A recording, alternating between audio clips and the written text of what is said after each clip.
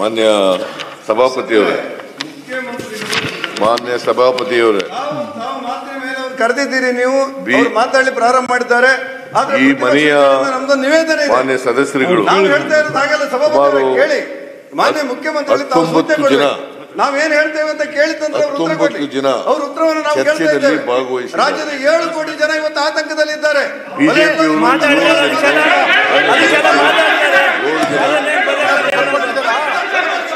ಕಾಂಗ್ರೆಸ್ನವರು 7 ಜನ, ಜನತಾದಳ ಜಾತ್ಯತೀತರು 5 ಜನ, ಒಟ್ಟು 8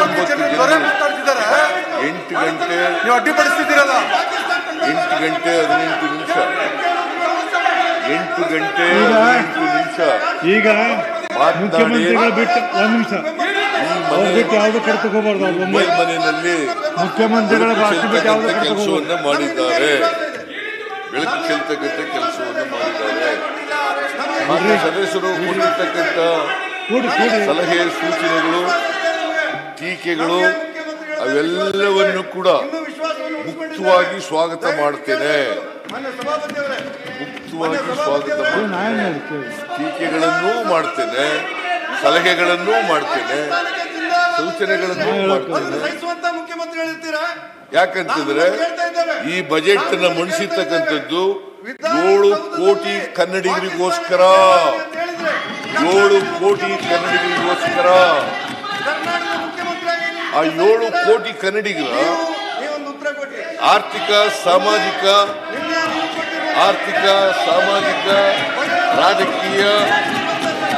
ರಾಜಕೀಯ ಶಕ್ತಿ ತುಂಬಲಿಕ್ಕೋಸ್ಕರ, ಅದರಲ್ಲೂ ಸಮಾಜದಲ್ಲಿ ಅವಕಾಶಗಳಿಂದ ವಂಚಿತರಾಗಿರ್ತಕ್ಕಂಥ ಜನರು ಯಾರಿದ್ದಾರೆ, ಸಮಾಜದಲ್ಲಿ ಅವಕಾಶಗಳಿಂದ ವಂಚಿತರಾಗಿರ್ತಕ್ಕಂಥ ಜನ ಏನಿದ್ದಾರೆ, ಬಡವರು, ದಲಿತರು, ಹಿಂದುಳಿದವರು, ಅಲ್ಪಸಂಖ್ಯಾತರು, ರೈತರು, ಕಾರ್ಮಿಕರು, ಮಹಿಳೆಯರು,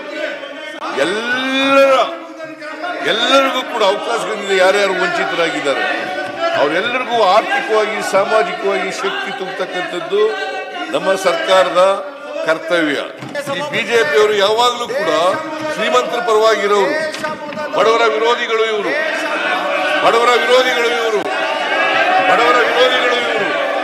ಯಾವಾಗಲೂ ಸಾಮಾಜಿಕ ನ್ಯಾಯಕ್ಕೆ ವಿರುದ್ಧವಾಗಿರ್ತಕ್ಕಂಥವ್ರು, ಸಾಮಾಜಿಕ ನ್ಯಾಯಕ್ಕೆ ಪರವಾಗಿರ್ತಕ್ಕಂಥವರಲ್ಲ ಇವರು. ಸಂವಿಧಾನ ಜಾರಿಯಾದಾಗಲೂ ವಿರೋಧ ಮಾಡಿದ್ರು, ಸಂವಿಧಾನ ಜಾರಿಯಾದಾಗಲೂ ಕೂಡ ವಿರೋಧ ಮಾಡಿದ್ರು, ಇವತ್ತು ವಿರೋಧ ಮಾಡ್ತಾ ಇದ್ದಾರೆ. ಕನ್ನಡಿಗರ ಮೆಚ್ಚಿನ ನಿಮ್ಮ ನ್ಯೂಸ್ 18 ಕನ್ನಡ ಈಗ ವಾಟ್ಸ್ಆಪ್ನಲ್ಲಿಯೂ ಲಭ್ಯ. ಕರ್ನಾಟಕ ಮತ್ತು ದೇಶ ವಿದೇಶದ 360 ಡಿಗ್ರಿ ಸುದ್ದಿ ವಿವರವನ್ನ ನೀವು ನಿಮ್ಮ ಕೈ ಬೆರಳುಗಳಲ್ಲಿಯೇ ಪಡೆಯೋದಿಕ್ಕೆ ಈ QR ಕೋಡ್ ಅನ್ನ ಸ್ಕ್ಯಾನ್ ಮಾಡಿ. ನಮ್ಮ ಚಾನೆಲ್ ಅನ್ನ ಫಾಲೋ ಮಾಡಿ, ನೋಟಿಫಿಕೇಶನ್ ಆನ್ ಮಾಡಿ.